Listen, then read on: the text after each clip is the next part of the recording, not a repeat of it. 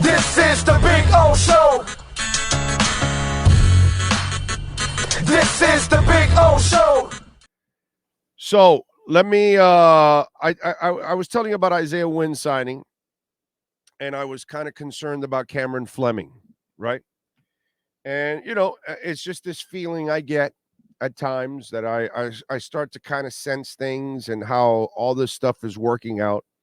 And so yesterday we got walloped with, not just the signing of Isaiah Wynn, but then Cedric Ogebuchi or Ogebuhi, or I don't know how it's pronounced. The guy that's been on 67 teams, and there's only 32 in the NFL.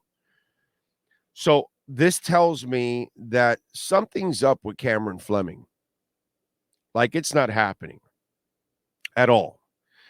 Because Isaiah Wynn's getting paid $2.3 million, 2.7 with incentives. I don't think Cameron Fleming's going to get much more than that. Maybe 4, maybe 3.5. I don't think you're going to go into the 5, 6, 7 range for Cameron Fleming for a swing tackle.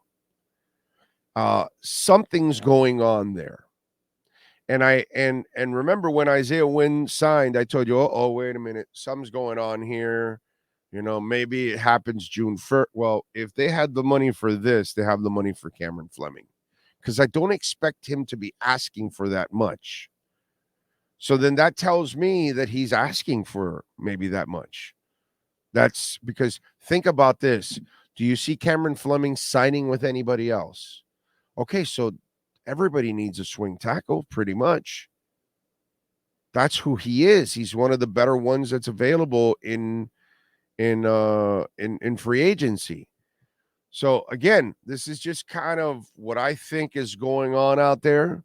I'm not telling you, oh, hey, I got a call from an agent, a couple teams, GM. No. I did ask around a little bit about him. I actually called another buddy of mine that's a personnel director, a college director of scouting, and he told me that at the moment he is, how did he put it? He's in another ballpark, I think. I think is what he said, or he's in another state. And so all of a sudden now, you paying this guy 2.7 max with incentives if he can reach them. It's $3 million. And Isaiah's had a lot of injuries. Now, it's what Poop says: on, off, on, off. This is supposed to be the on year, not the year he has all the injuries. So we'll see if we actually get the good year from him, like Poop says. But then you go and sign Ogebuhi, all right? And he's definitely a tackle, complete journeyman. This guy has played for the Texans, the Titans, the Jags, the Bengals, the Seahawks, the Ravens, and the Jets. He's been around the block like 800 times.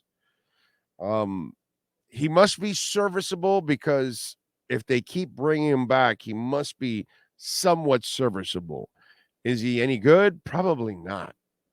Okay. So Isaiah Wynn, I think, will end up playing all over the place, tackle and guard.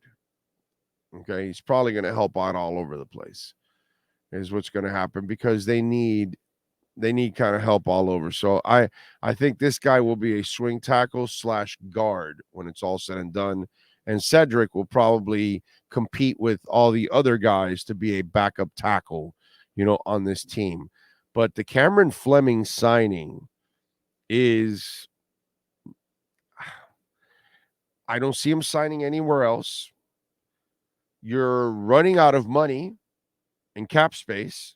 Not everybody's going to have the cap space. Less money will be available. This tells me now, when I saw the money this morning with Isaiah, I said, okay, then Cameron Fleming and his agent are waiting for an injury or waiting for desperation from somebody.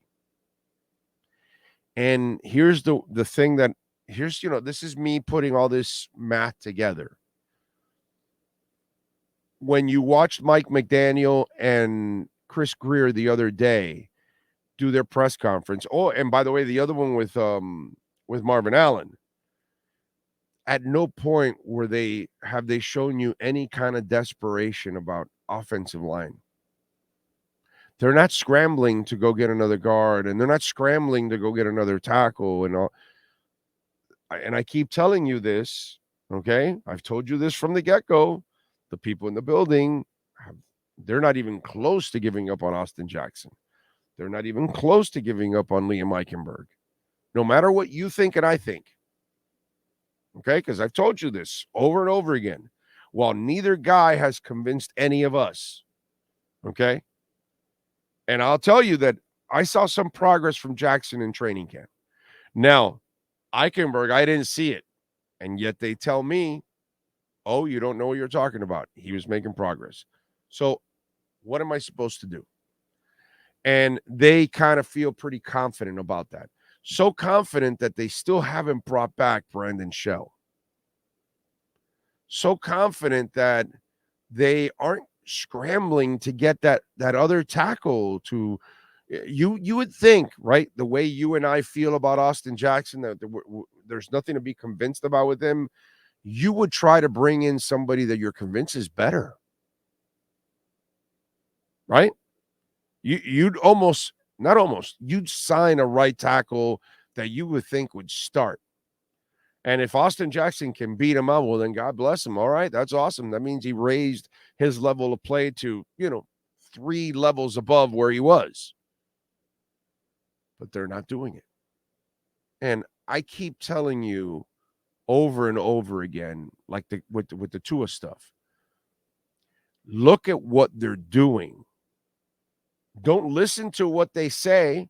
Don't listen to what all these other people write. I mean, they're writing that freaking Jamie Foxx is practically dead.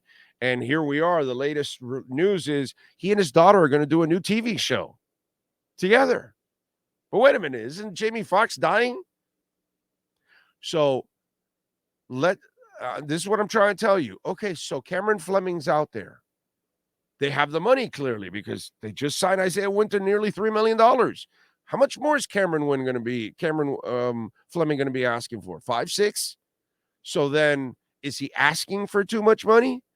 Why isn't he signing on any other team? Others need swing tackles.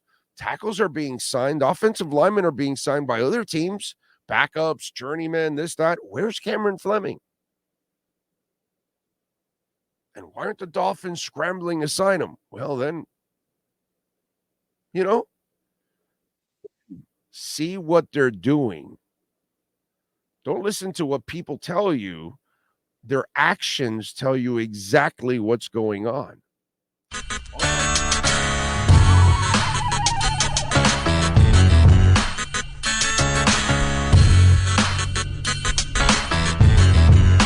This is the Big O Show. This is the Big O Show.